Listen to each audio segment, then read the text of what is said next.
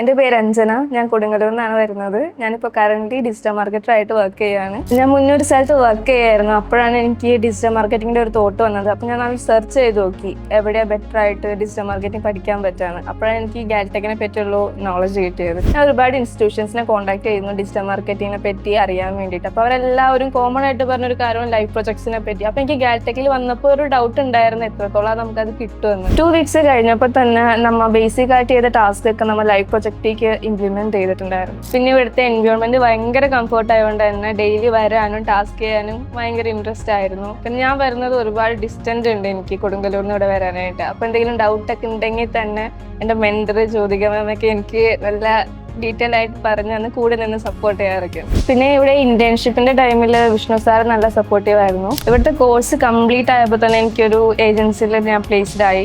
ഗാൽടെക് school choose ചെയ്ത് എൻ്റെ ലൈഫിൽ നല്ലൊരു ഡിസിഷൻ ആയിട്ട് എനിക്ക് തോന്നി.